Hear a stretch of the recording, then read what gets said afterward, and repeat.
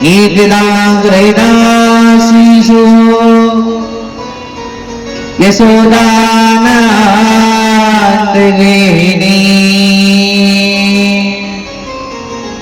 कर्मान्तरनियोक्तासो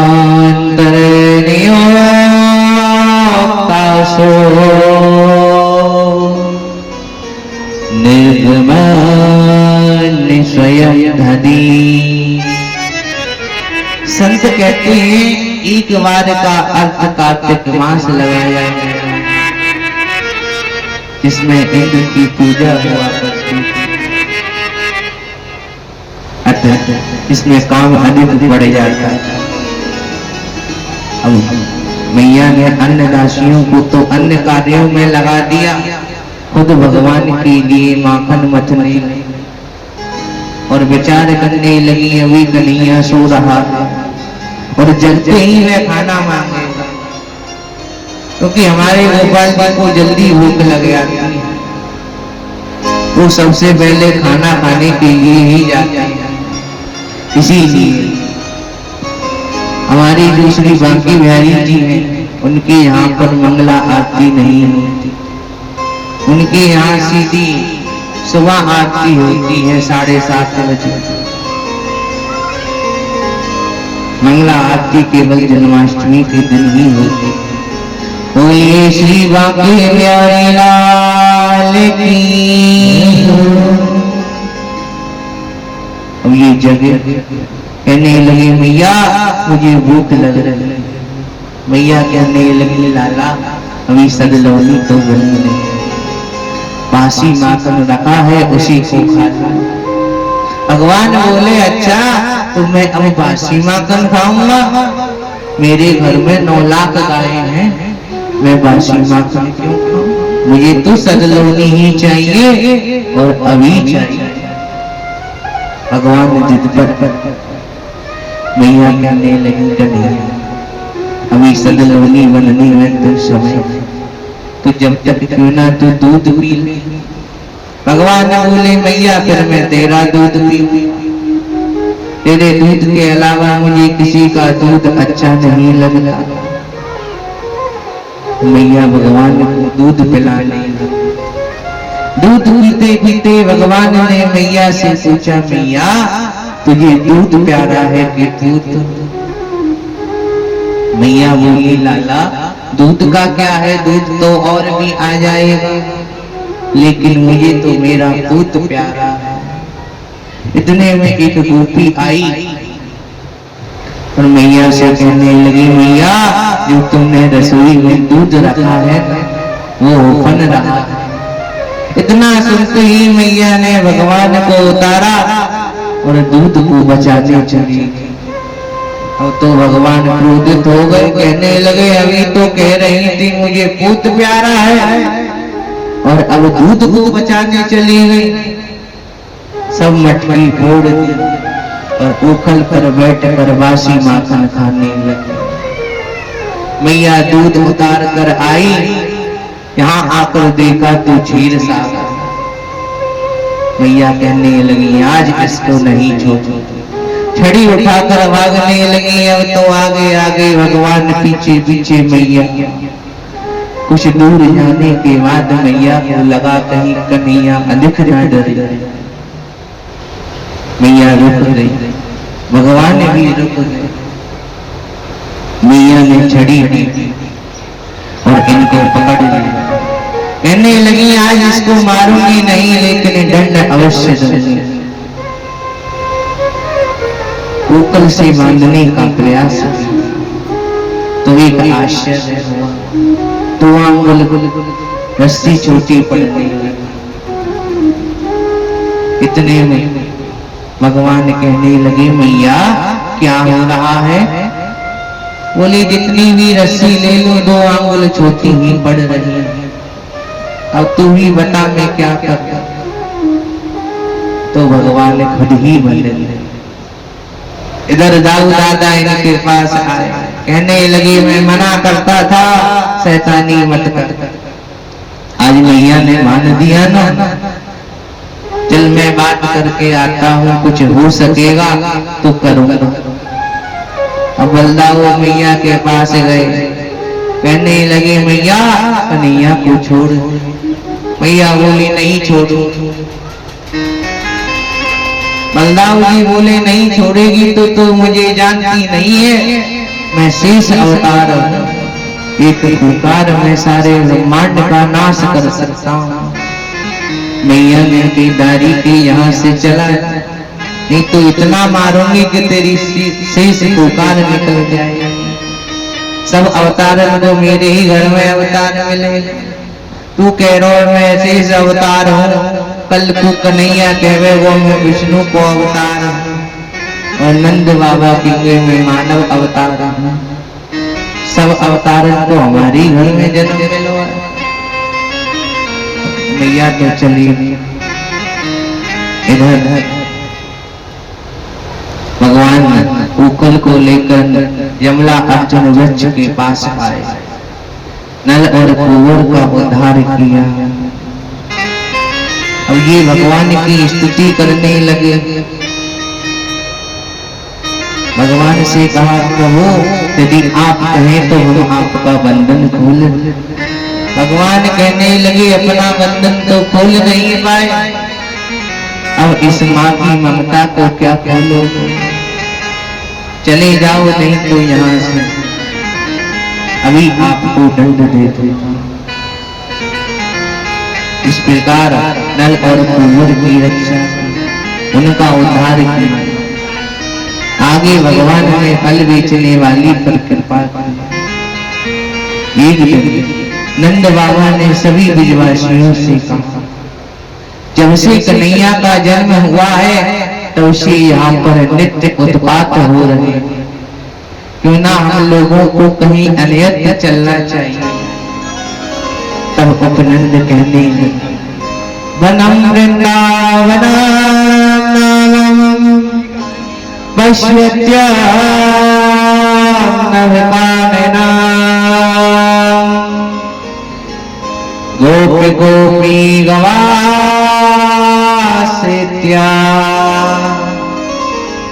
पुण्यादि प्रणवेश्यथा। वृंदावन नाम का एक वन है, वहां पर यमुना जी का जल है, हम लोगों को वहीं पर चलना चाहिए। अरे मन चल रे। अच्छा बताओ वृंदावन वन चलेगा?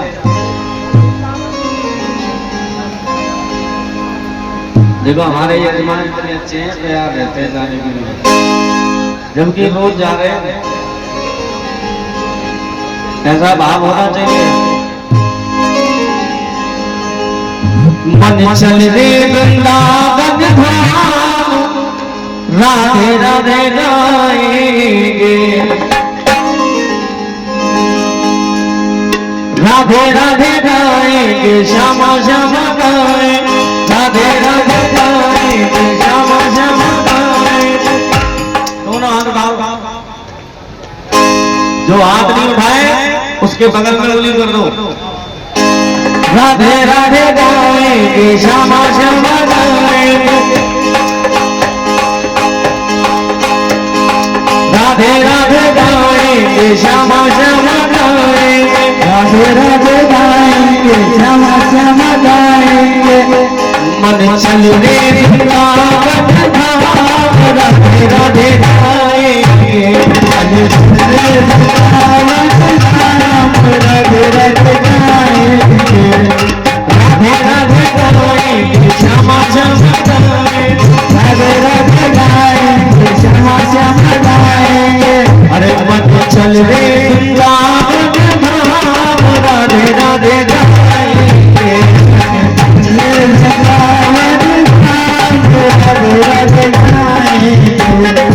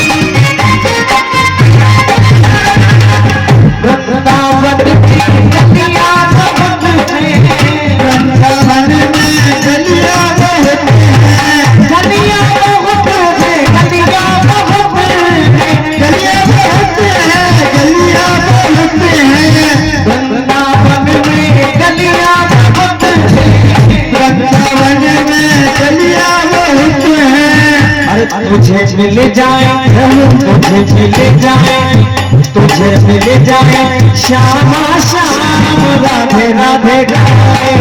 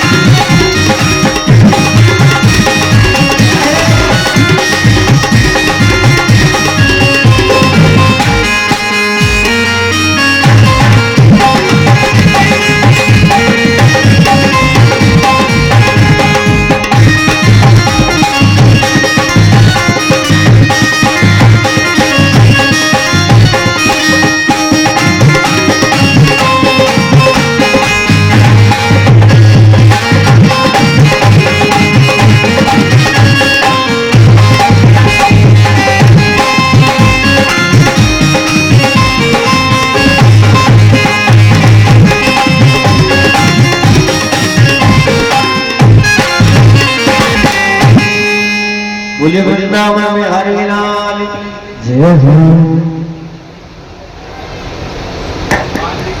जैसे ही वृंदावन की सीमा पर आते हैं तो भगवान सभी से कहते हैं वृंदावनम गोवर्धना यमुना नोदितानि वा विच्छासे प्रीति रामाय वयोन्नता। यही वृंदावन है और यहाँ से गोवर्धन पास में, यहाँ पर हमारी गाय अच्छे से चर सकती है। अब तो सभी लोगों ने बैलगाड़ियों को अर्धचंद्राकार में खड़ा किया और उसी के नीचे अपना सामान रख दिया। एक दिन भगवान ने मैया से कहा मैया अब मैं बड़ा हो गया, मैं भी गाय चराने जाऊंगा। उस समय मैया कहने लगी देख कर तू भी छोटा है और तेरी बछड़ी भी छोटी थी, इसीलिए तुम पहले बछड़ों को चराओ। अब भगवान बछड़ों को चराने लगे। भगवान का नाम वत्सपाल हुआ। बोलिए श्री वत्सपाल भगवान की। भगवान के हाथों बछड़ों का पूजन। भगवान बछड़ा चुराने जाने लगे। इधर वत्सासुर नाम का दैत्य आया। ये बछड़ों के रूप में था और बछड़ों को परेशान करने लगा। अब उसी समय भगवान ने उसको पटका, उसके प्राण पखेरु उड़ गए। अब तो सभी लोग कहने लगे तूने बछड़ा मारा है, हम तुझे नहीं खिलाएंगे और ना ही अपने साथ में बछड़ा चराने के लिए ले जाएंगे। तब इतने में गर्ग संहिता के अनुसार राधा रानी प्रकट हुई। उन्होंने अपने कंगन से एक कुंड बनाया जिसका नाम था राधा कुंड। कहने लगी इसमें आप स्नान कर लीजिए तो आपके सारे पाप धुल जाएंगे। जैसे ही भगवान ने उसमें स्नान किया तो उसका रंग काला पड़ गया। राधा रानी जी दुखी हो गई। उसी समय पर भगवान ने अपनी बंसी का वादन किया और एक कुंड बनाया जिसका नाम था श्याम कुंड और इन दोनों को आपस में जोड़। कहने लगे जब तक ये दोनों कुंड आपस में जुड़े रहेंगे जब तक इनमें से कोई भी दूषित जीव नहीं आ पाए और जिस दिन ये अलग हो गए उस दिन ये दूषित हो जाए। इसी प्रकार श्री राधा कुंड और श्याम कुंड की स्थापना। एक दिन भगवान बछड़ी चला रही थी। बछड़ी चलाते हुए जलाशय के निकट आए। वहां पर पूतना का भाई बकासुर एक विशाल बगुले के रूप में बैठा था। सभी बको नाम मानुसरो बकरूप का आगत्य सहसा कृष्णं तिच्छतुंडो सदवसी। जैसे ही भगवान आए उसने भगवान को अपनी चोंच में दबाया। उस समय पर भगवान ने अपना शरीर गर्म लोहे की भांति कर दी। इसकी जीभ जल गई और भार लगा। इस बार भगवान आकार बढ़ाने लगे और बढ़ाते बढ़ाते इसके ऊपर की चोंच को तोड़ दिया। इसी प्रकार इसकी मृत्यु हुई। सब लोग भगवान की जय घोष करने लगे। बोलिए श्री बाल कृष्ण लाल की। धीरे धीरे भगवान 6 वर्ष के हुए। एक दिन भगवान ने ग्वाल वालों से कहा, देखो कल हम सभी लोग वनभोग करेंगे, इसीलिए आप सभी लोग अपने घर से कुछ ना कुछ बनवा कर ले आए। अब तो अगले दिन सभी लोग अपने घर से कुछ ना कुछ बनवा कर ले आए। इधर अनासुर आया। ये विशाल अजगर के रूप में था। इसका मुख पृथ्वी से और ऊपर का होठ जो था वो आकाश से छिपता था। ये इस प्रकार खड़ा हुआ और सभी सखा इसके मुख में जाने लगे। तब भगवान ने इनको मना किया। अनासुर पाप का प्रतीक है और जो बाल बाल हैं वो हम जैसे मनुष्य। भगवान हमसे शास्त्रों के माध्यम से कहते हैं ये कर्म मत करो, पाप हो, लेकिन हम लोग नहीं मानते और उस दलदल में कूद जाते हैं। उसी प्रकार बाल बाल भी आज इस दलदल में कूद। अब तो भगवान भी इसकी मुख में गए और इसकी श्वास नली को अवरुद्ध कर दिया, जिससे ये हट गया और सभी ने फिर मिलकर वनभोग किया। इधर ब्रह्मा जी को मोह हुआ। कहने लगे ये कैसे भगवान है? भगवान की भोग में तो वेद मंत्रों की धुनी चलती है, जब जाकर भगवान प्रसाद ग्रहण करते हैं। ये तो सबकी जूठन खा रहे हैं, परीक्षा लेने के लिए आए। भगवान तो बछड़ों को ढूंढते हुए वन में चले गए। इधर ब्रह्मा जी आए, सभी सखाओं को उठाकर ले गए। अब इधर आकर देखा तो एक भी सखा नहीं। भगवान ने अपनी माया से सखा बनाया। ब्रह्मा जी कहने लगे अब तक तो भगवान को पता चल गया होगा कि मैं लेकर आया हूं, जरा देखो तो सही भगवान क्या कर रहे हैं। अब नीचे आकर देखा तो भगवान के पास सखा था। अब नीचे आए तो भगवान ब्रह्मा बनकर ऊपर पहुंचे और द्वारपालों से कहा, देखो हमारे जैसा एक भैरूपिया आएगा, तुम उसको अंदर मत आना। अब ब्रह्मा जी आए, द्वारपालों ने रोक दिया। कहने लगे अरे भैरूपिये कहाँ जा रहे हैं? बोले ऐसे कैसे बात कर सकते हो, मैं ब्रह्मा हूँ। बोले हमारे ब्रह्मा जी तो अंदर गए हुए हैं, तुम ब्रह्मा कैसे हो सकते हो? ब्रह्मा जी बोले अंदर वाले ब्रह्मा जी से जरा पूछ कर आओ वो असली है या नकली, मुझे आने की अनुमति है या नहीं। और द्वारपाल अंदर गए, भगवान से पूछा। भगवान कहने लगे उनको अंदर ला। अब ये जैसे ही अंदर गए तो भगवान वहां से सखाओं के साथ यहाँ आ गए। इसीलिए पौगंड की अवस्था 6 वर्ष में बतलाई, 5वें वर्ष की अवस्था 6ठे वर्ष में बतलाई। इस प्रकार ब्रह्मा जी का वह दूध लिया और फिर आगे परीक्षित जी कहने लगे, गुरुदेव आप हमें भगवान की और प्रसंग बताओ। तो सुखदेव जी कहने लगे, राजा जब सभी ने यमुना जी के पास आ फल खाए और यमुना जी का जल पिया, जैसे ही यमुना जी का जल इन्होंने पिया तो सभी लोग मरे। परीक्षित जी कहने लगे, गुरुदेव ये प्रसंग तो बहुत जरूरी है, आप हमें ये प्रसंग विस्तार से सुनाओ। सुखदेव जी कहने लगे, राजा यमुना जी में एक कुंड था, उसमें 100 फन वाला नाग रहता था जिसका नाम था कालिया।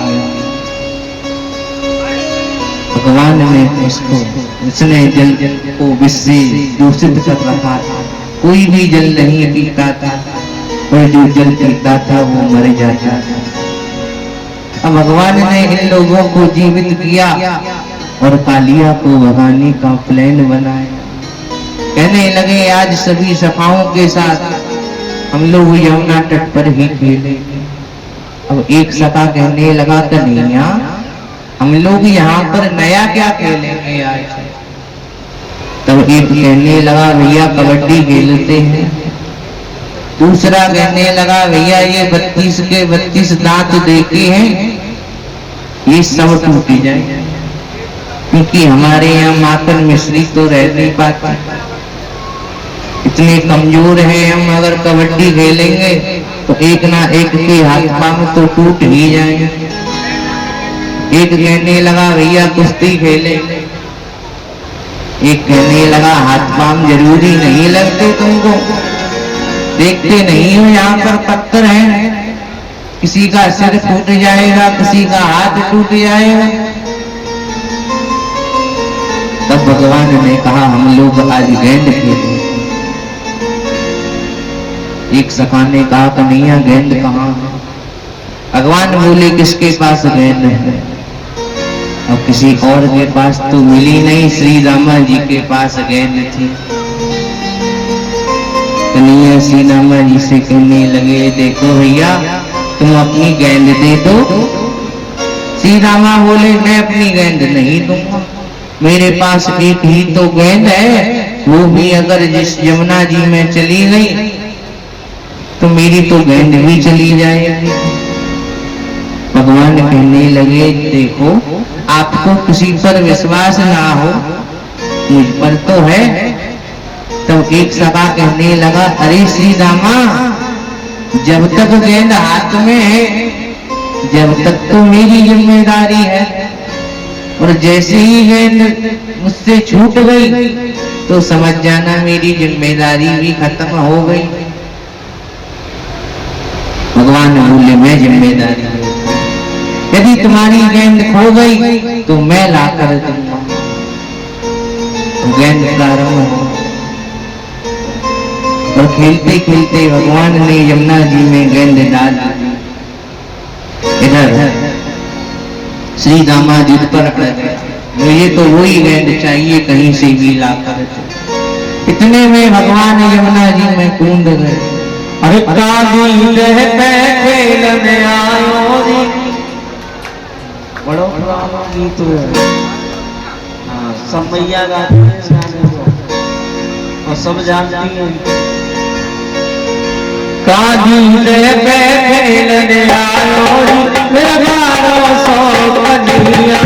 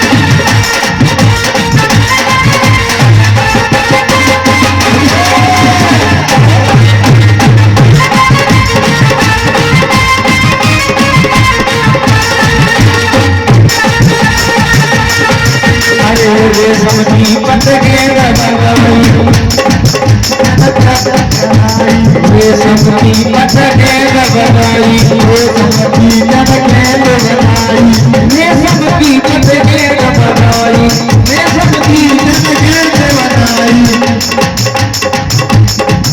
अरे रेशम की पट गेंद बनाई, रेशम की पट गेंद बनाई, रन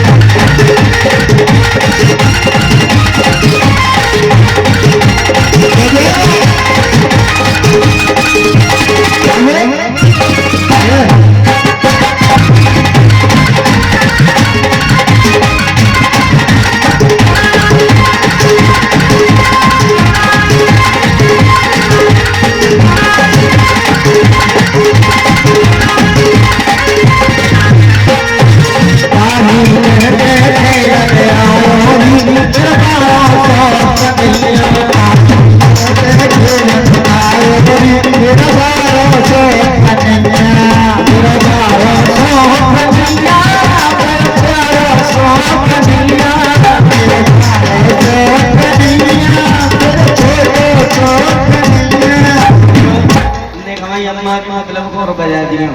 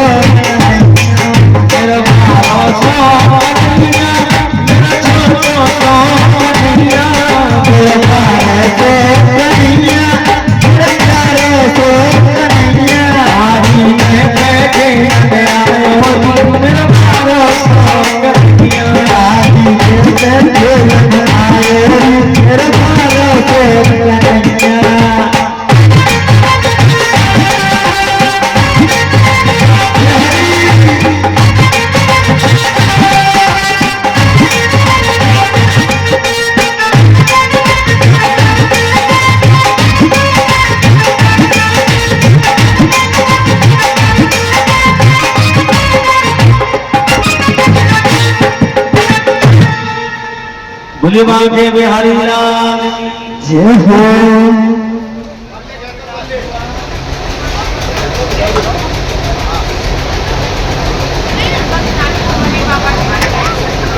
भगवान उसके फनों पर चढ़ गए और कालिया जो फन उठाता उसी को कुचल देते।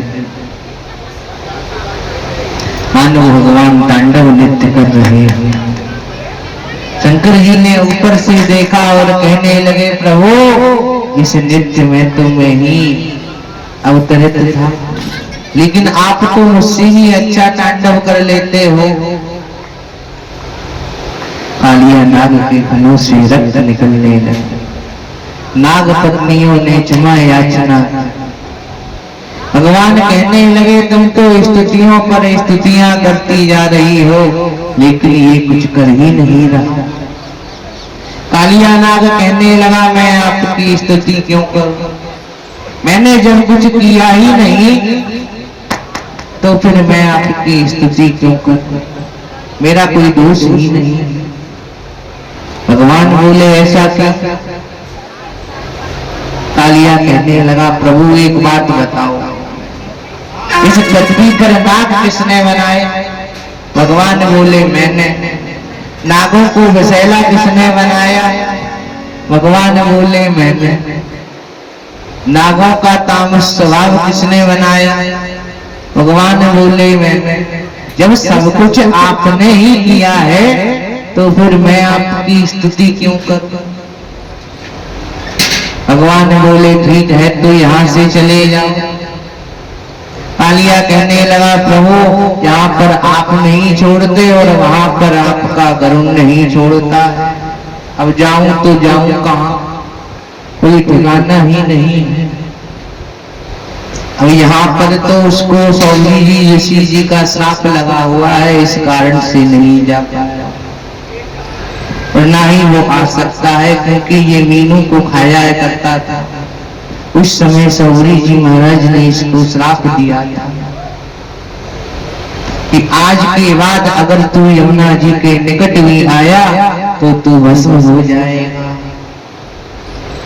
अब इनको लोग अहिवासी कोई जाति मानते हैं, ये अहिवासी कोई जाति नहीं है, ये एक सम्मानवाचक शब्द है, क्योंकि इन्होंने यानी सर्प को वास दिया था, इसलिए अहिवासी कहे जाने लगे।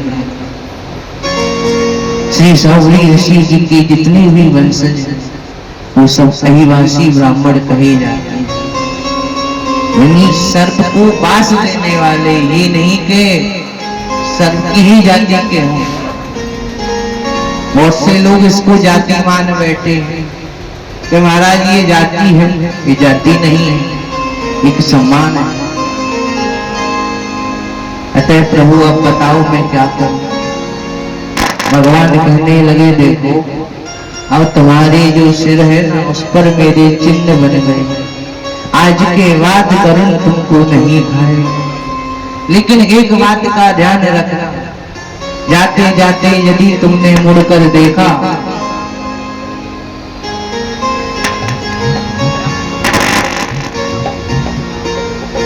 तुमने अगर जाते जाते मुड़कर देखो तो तुम वहीं पर पत्थर की बन जाओ। अब ये जाते जाते विचार करने लगा, जा तो रहा ही हूं, क्यों ना एक बार ब्रज को देखता चल। जैसे ही इसने पीछे मुड़कर देखा तो ये पत्थर का हो गया, जो कि आज भी जैत गांव में है, जिसको अंग्रेजों ने खुदवाया था, लेकिन जब रक्त निकल आया था तो खुदाई बंद हो गई। आज भी जीवित है, मरा नहीं है। अतः इन पर कृपा, भगवान ने सबको देखते देखते सभी को जीवित, सभी का मूर्धाचित जो योग था उसको हटाया। एक बार सभी ब्रजवासियों उत्सव बना रहे थे, उस समय भारी आग लगी थी, उसको भगवान पी गए थे, तो सभी कहने लगे, कृष्ण कृष्ण महायोगिन रामामित विक्रमा,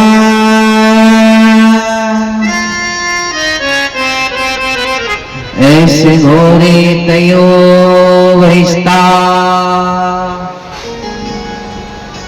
बकान ग्रसते ही ना। भगवान ने सबको देखते ही देखते दिल अग्नि को पी लिया। फिर बलराम जी ने ऋषि पत्नियों पर कृपा की, गोपियों को चीर हरण के वाहने शरद पूर्णिमा रास का आश्वासन दिया और धीरे धीरे कार्तिक का महीना आया। सभी लोगों के यहाँ बड़ी बड़ी कढ़ाइयां चढ़ी हुई थी। सभी की कढ़ाइयों को देखकर भगवान मैया से कहने लगे, मैया आज क्या है? मैया कहने लगी, अभी तू मुझसे माता मत बन, मुझे रसोई बना लेने दे, उसके बाद बात करते हैं। भगवान कहने लगे, मैया एक बार बता दे ये पकवान कौन के काजे बन रहे हैं, क्योंकि दीपावली तो कल निकल गई, आज ये पकवान कौन के काजे बन रहे हैं। मैया एक काम क्यों ना कर, जा में एक रसगुल्ला मुँह दे दे, वो रसगुल्ला बड़ो प्यारो लगे। अब तो मैया कहने लगी, कन्हैया दो जय जय को भोग लगेगो। अब भगवान विचार करने लगे, सबको जय जय तो मैं हूं, अब मेरो जय जय और कौन आएगा? नंद बाबा के पास गए, कहने लगे, बाबा जी जय जय कौन है? बाबा कहने लगे, लाला आज के दिन हम सबरी ब्रजवासी इंद्र की पूजा करें। भगवान बोले, इंद्र कवते भगवान है वो? बाबा बोले, लाला जब हम इंद्र की पूजा करें ना, बातें वर्षा होवे और बरसाते अन्न होवे, बातें हम सबको पालन होवे। भगवान बोले, इंद्र कोई भगवान ना है बाबा, क्यों झूठ बोल रहे हो? भगवान तो बातें कहने जामे जी 5 गुण होए में। भगवान भग शब्दार्थ लीला कमल मुद्गल धर्म यश शिवमाश्चावर विजनी मजता। ऐश्वर्य, धर्म, यश, लक्ष्मी, ज्ञान, ये सब जिसमें है वह भगवान होता, और इंद्र इन सबसे विहीन है। और बाबा मैंने एक स्वप्न देखो, आप सब गोवर्धन महाराज की पूजा करो, वही हमारे भगवान है। अब तो नंद बाबा कहने लगे, लाला मैं अकेला थोड़ी पूजन करता हूँ, सभी ब्रजवासी करते हैं तो मैं भी करता हूँ। अब हम अकेले तो देवता को बदल नहीं सकते। भगवान ने कहा, बुलाओ सब। अब सबको बुलाया गया, सबके सामने प्रस्ताव रखा गया। और कहने कुछ लोग तो कहने लगे, इतने छोटे से बालक के कारण हम अपने देवता को बदल रहे, हम तो नहीं बदलेंगे। अब कुछ लोग कहने लगे, भैया तुमने ये तो देख लिया ये इतना छोटा सा है, लेकिन ये नहीं देखा इसने कितने बड़े बड़े दैत्यों को मारा है। अतः धीरे धीरे सभी लोग देवता बदलने को तैयार हो। कहने लगे, कन्हैया हम देवता तो बदल लेंगे, लेकिन हम पे पूजन ना, तेरे देवता को पूजन कैसे करेंगे? भगवान बोले, चिंता मत करो, जब तक मैं हटूं जब तक तुम्हें कछु करने की जरूरत ही ना, तुम तो बस चलो। अब तो सभी लोग बैलगाड़ियों में पूजा का सामान भरते हुए गाते हुए गोवर्धन की ओर जाने लगे। मैं तो गोवर्धन पूजाऊं मेरे मीर नाई माने मेरो मनुआ, हरि नाय माने मेरा मनवा, हरि नाय माने मेरा मनवा। मैं तो गोवर्धन को जाऊं मेरे पीर न माने मेरो मनवा ऐसे गुरुवर जाऊं मेरे पीर न माने मेरो मनवा हरि माने मेरो मनवा हरि माने मेरो मनवा न माने मेरो मनवा हरि माने मेरो मनवा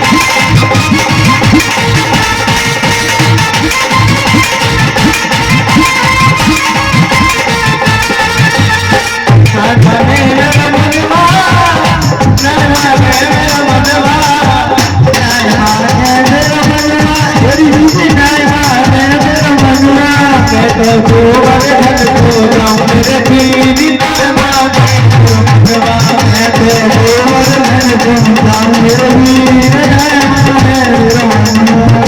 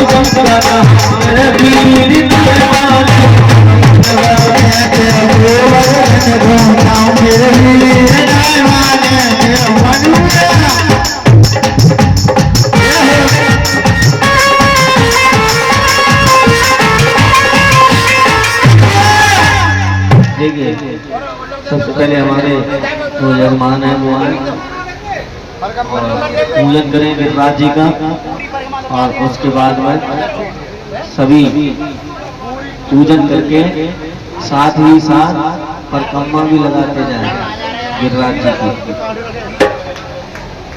और ज्यादा परिक्रमा नहीं लगानी, एक परिक्रमा लगा करके बैठ जाए। पूजन सभी करें बारी बारी।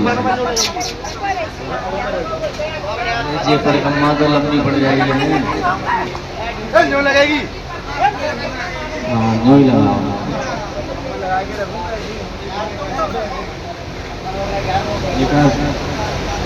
पंखा ले रहे हो, पीछे पंखा लगा हुआ।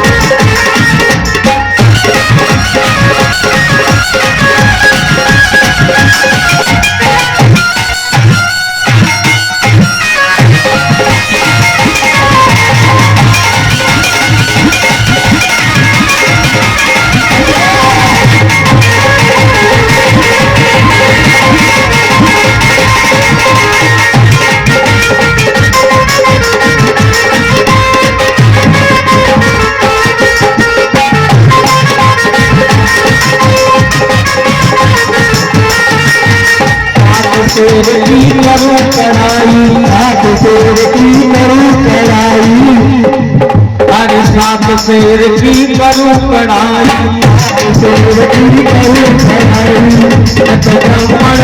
तो ब्राह्मण लौट गए मेरे मनवा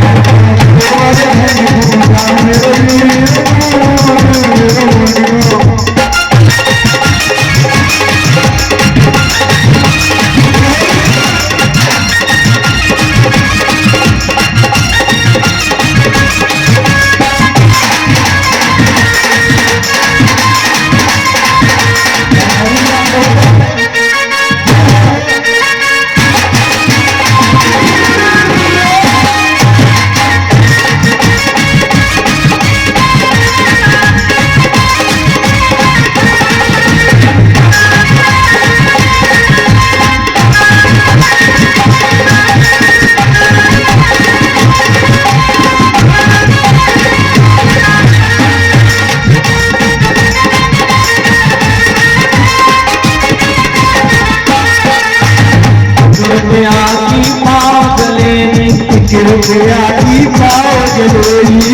रुपया की पाव जलेगी, रुपया की पाव जलेगी। मैं सड़क पे आऊं वीर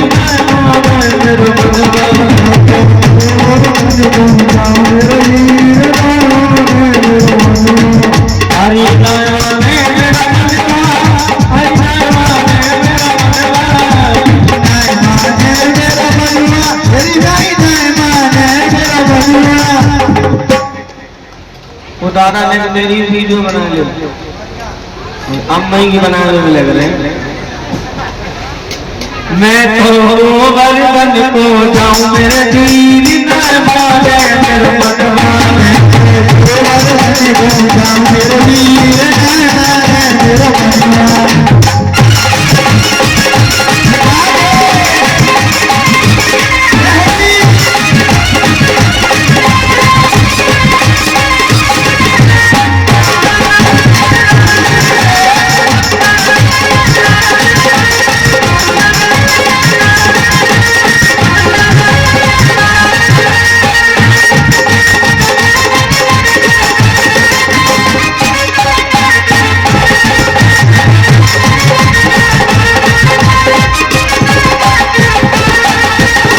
चंपा जाए चमेली जाए, चंपा जाए चलेली जाए, चंपा जाए चमेली जाए, चंपा जाए चमेली जाए, चंपा जाए चमेली